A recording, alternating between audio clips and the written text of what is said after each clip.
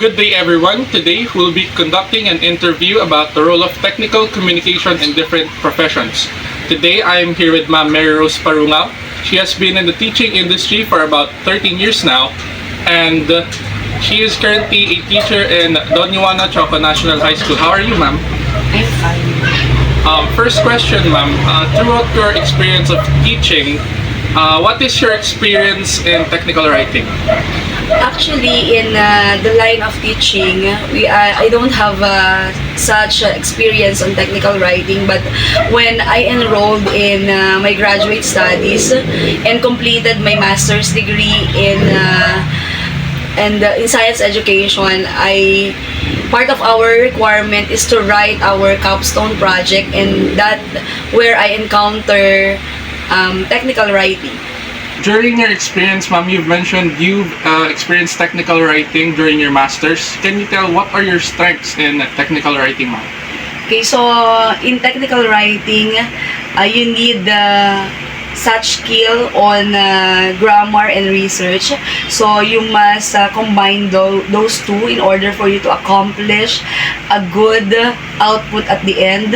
And since we are having capstone writing, so that the technicality and the skills that you must possess is not easy to acquire, so you must be surrounded by people who are really good and have a say on technical writing, so that they can be your guide in finishing your papers.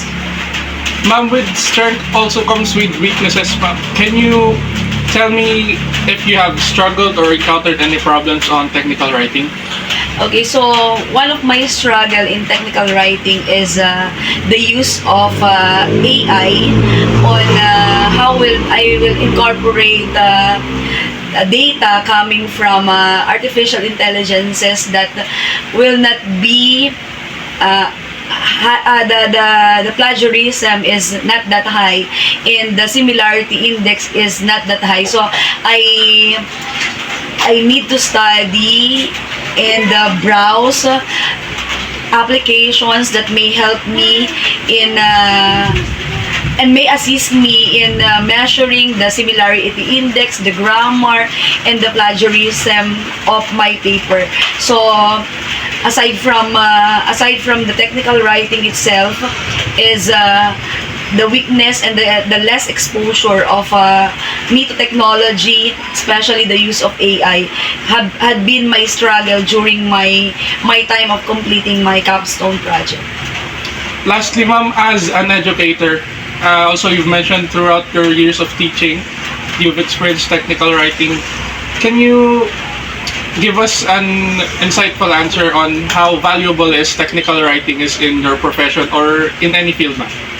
Okay, so technical writing is valuable not just in teaching but also in other fields, because nowadays one of technical writing that is competitive in terms of promotion is research. So if you are good in technical writing, then it will be easy for you to juggle its application, and it will be your edge upon your promotion or upon getting a stable job and a good career on your target profession. To sum up the interview, you've said technical writing has helped you obtain your master's degree along with your strengths in grammar and knowledge and research. You've also said that it's helped you with your struggles along in AI platforms to ensure the credibility of your work. Lastly, you've said that technical writing, its value is very critical in any given profession, and it will be your edge towards being a competitive individual in terms of promotion and finding a stable work. Am I right, ma'am? Yes. So your technical writing skill will help you in your future endeavor. To anyone who stayed at the end of this video, I thank you all for watching. Thank you.